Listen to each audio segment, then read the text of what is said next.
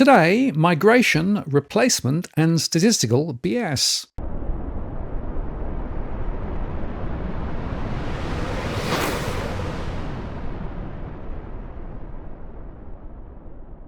Hello again, it's Miles North from Digital Finance Analytics, one that is post covering finance and property news. Last week in my show with Tarric Brooker, we discussed the stouch about the ABS, migration, and arrival statistics. Recall that recent data on arrivals versus departures showed a significant uptick in potential population growth. The Australian government's official document, Fundamentals of Migration in Australia, Migration Concepts and Measurements, from the Centre for Population, has explicitly stated that border crossings data are more timely than other migration flow data releases, meaning that they can be used as a potential leading indicator for net overseas migration. The same document also states explicitly that border crossings, that's arrivals and departures, are an early indicator of future migration flows. Now, last week, the ABS contacted a number of media organisations, including Macrobusiness and the Daily Mail, claiming that it had inaccurately and misleadingly used the monthly net permanent and long-term arrivals data as a, quote, measurement of migration. In fact, Radio 2GB was also fact-checked for using this same data. Ben Fordham highlighted that 279,000 arrivals in 6 months and went on to say that this was plane loads of new people coming into the country. He didn't refer to them as net permanent and long-term arrival statistics, by the way, which perhaps that's what he should have done. Now, in my own coverage of the data, I was at pains to point out the difference between the two data sets, by the way, but the trajectory is pretty clear: more migration, not less. Now, 2GB post Ben Fordham probably shouldn't have opened with "the latest migration data is out," and instead said something like "the latest data on net permanent and long-term arrivals into Australia is out," but frankly, this is a very small beer issue. The fact remains that the net permanent and long-term arrivals figures was the highest for the 6 months of any year in Australia's history. Daniel Wild, the Deputy Executive Director of the Institute of Public Affairs, responded to the ABS's apparent attempt to censor the migration debate. It seems highly unusual that the ABS would publish data and then complain when it's used to uncover what is going on in Australia, he said. It appears that the ABS has been sent out by the Treasurer to shut down debate about the federal government's failed, unpopular mass migration program. While net permanent and long-term arrivals and net overseas migration differ slightly, they remain closely related measures. They have been an accurate statistical guide which has uncovered Australia's unplanned migration crisis. It would be highly inappropriate for sections of the ABS to be running cover for the federal government to try and divert attention away from Australia's out-of-control migration system. The ABS needs to think very carefully about making itself a political target. The ABS can either stick to its role as an independent statistical agency, or it will blow its credibility by politicising itself. There is no place for such political interference from any organisation that must be seen at all times as strictly impartial. I agree with that. Now, the reality is that for years, economists have used the monthly net permanent and long-term arrivals data as a leading indicator of migration. Now, the ABS received support from the ABC's Media Watch last Monday, which attacked so-called right-wing media outlets from raising alarm at the astronomical number of net migrants landing in Australia, which of course are higher than anything Australia has experienced before the pandemic. But actually, the Media Watch segment never really debunked Radio 2GB's claim that a record around 280,000 arrivals had landed in Australia over the first half of 2025. Radio 2GB never used the term net overseas migration in its distributed segment, which is effectively the net permanent and long-term arrivals figure adjusted for the 12 over 16 month rule. For net overseas migration purposes, an individual must have lived in Australia for 12 out of 60 months to qualify as a migrant. Now, remarkably, an ABC program actually dealing with immigration statistics is pretty rare. But instead of acknowledging that Australia's immigration and population growth rates are excessively high by first world standards, or the huge economic and social costs that Judith Sloan, Alan Kohler, and other economists, including friend of DFA Leith von Anselen, have been describing, Media Watch instead focused on data minutiae, trying to paint opposition to historically high rates of immigration as xenophobic and racist. In fact, ABC columnist Alan Kohler wrote on the same day at least 800,000 more people came to live in Australia over the past 4 years than Treasury anticipated. That's more than 3 extra Hobarts. The fact remains that when the pandemic ended, the Australian government had no idea that net immigration would total 1.6 million over the next 4 years, and apparently had no way of controlling it, Kohler wrote. The failure to match population with housing and infrastructure has led to a more serious decline in living standards than evident from GDP per capita statistics. There was no acknowledgement on the Media Watch piece that the extra 800,000 people that have inundated Australia have caused rental vacancy rates to plummet and driven asking rents through the roof and, of course, house prices up as well. Now, this measurement is not perfect, but it has historically correlated very strongly with the official quarterly net overseas migration data, which is at least 6 months delayed.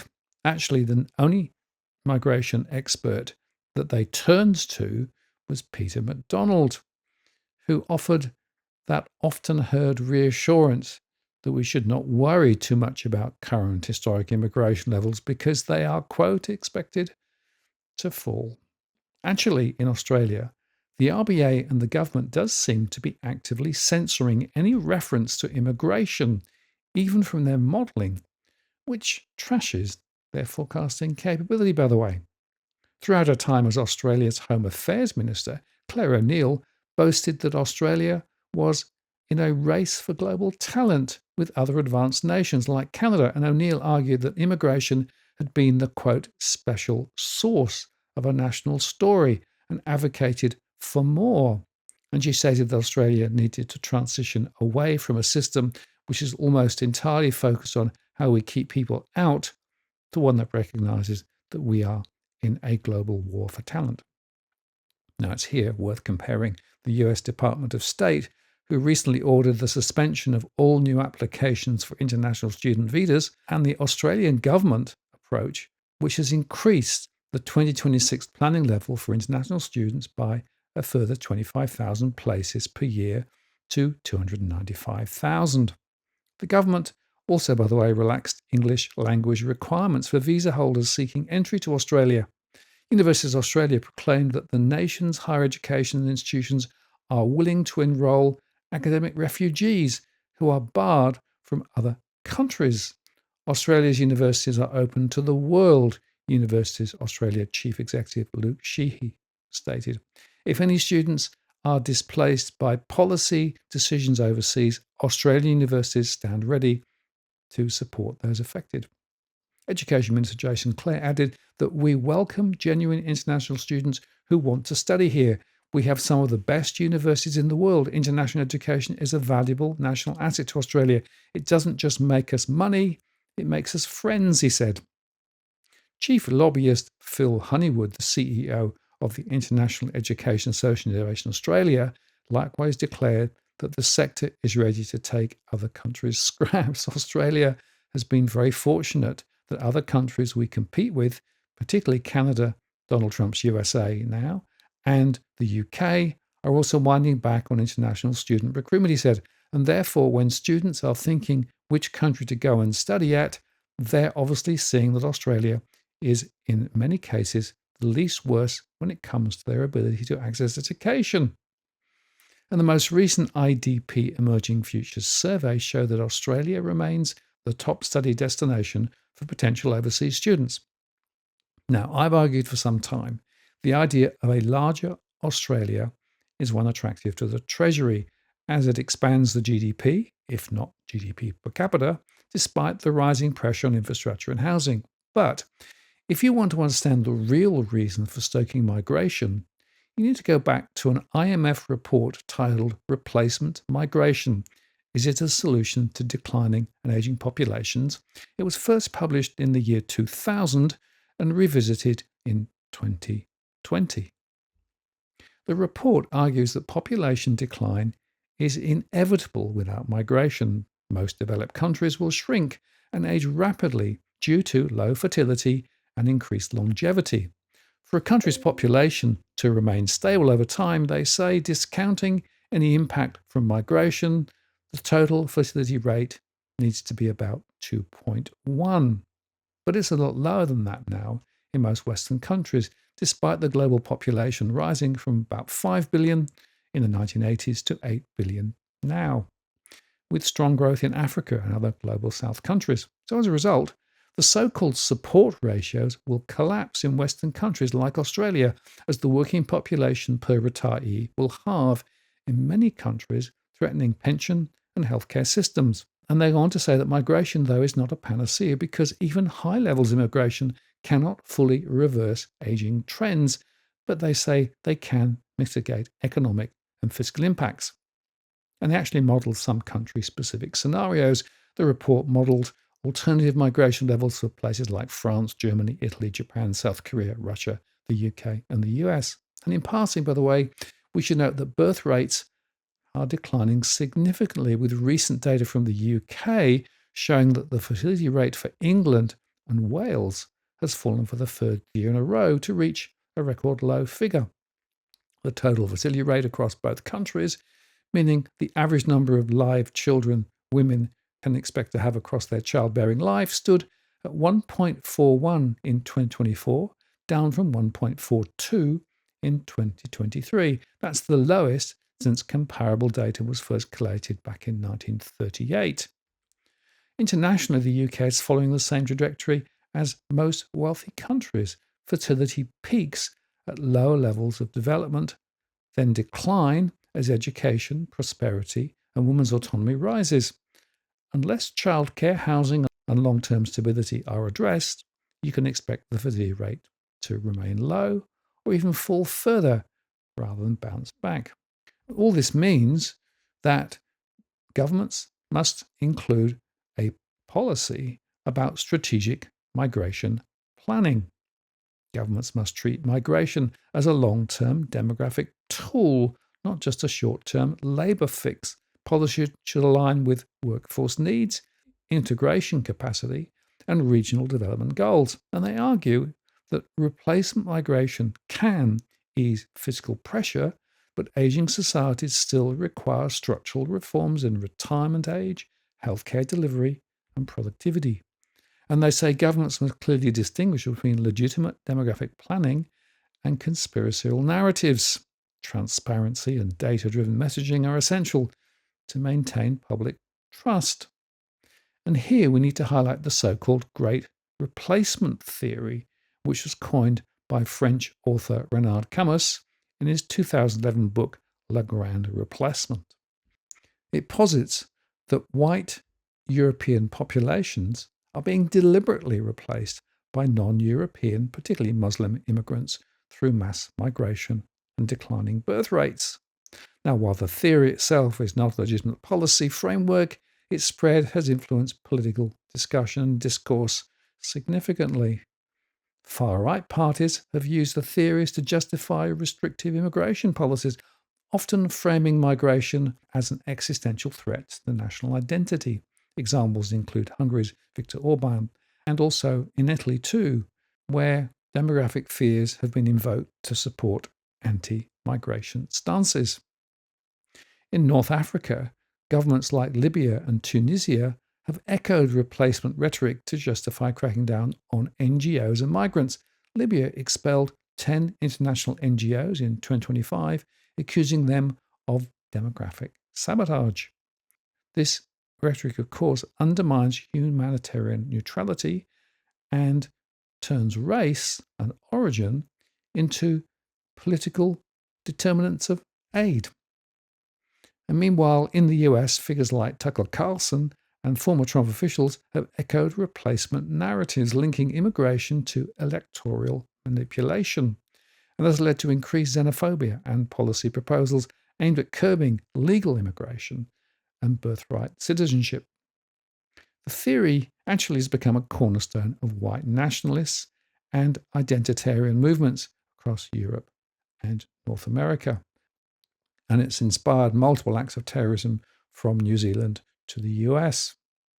And it's been stoked by online platforms and memes. On the left of politics, the theory of replacement hasn't been endorsed, but it has become effectively an intersection with demographic concerns and critiques of neoliberalism and global capitalism. Some leftist thinkers argue that elite-driven migration policies serve economic interests by creating a precarious labour force, though this critique is rooted in perhaps class analysis, not ethno-nationalism. The far left generally rejects the radical framing of the theory and instead focuses on solidarity, anti-racism, and migrant rights. But all up, it misrepresents demographic trends and relies on racial essentialism. Population changes are complex and influenced by fertility rates, economic migration, and integration, not conspiratorial intent. In fact, despite its lack of empirical validity, though, replacement theory has gained traction. A 2023 UK poll found that 32% of respondents believed it was probably or definitely true. And its persistence reflects broader anxieties about identity globalism and political disenfranchisement. However, its influence on political discourse, migration policy, and public sentiment is undeniable. Governments, of course, must navigate the tension between legitimate demographic planning and the toxic narratives that exploit those concerns. For policymakers, the challenge lies in addressing migration with nuance, balancing economic needs, humanitarian obligations, and social cohesion without succumbing to conspiratorial rhetoric. Replacement migration is not a silver bullet, but it's a critical lever for demographic and fiscal stability. Maybe. The real challenge lies in aligning migration policy with housing, infrastructure, and regional development strategies. It's a delicate balance, sustaining economic growth while preserving social cohesion and affordability. But, and this is the critical point, closing down debate, detuning statistics, and pushing policy which is frankly fragmented won't help anyone. But that seems to be where we are. So let's have a mature debate about the real impact of migration, about how we get the economy right-sized in terms of housing and other infrastructure, roads, healthcare, all of those things. Because without it, we're going to end up in a very bad place. And those pushing ideological arguments, specifically those perhaps wanting to create mayhem from a political sense, will capitalize from this vague and unacceptable position. And yet, the local situation in Australia is that the government is, on one hand, saying, yes, yes, yes, we want to see migration come down, but on the other hand, is clearly pushing migration really, really hard, and then claiming that the statistics aren't telling the truth in any case, which is not a good look, and politically, it's pretty bankrupt. I'm Martin North from Digital Finance Analytics. Many thanks for watching, and I'll see you again next time.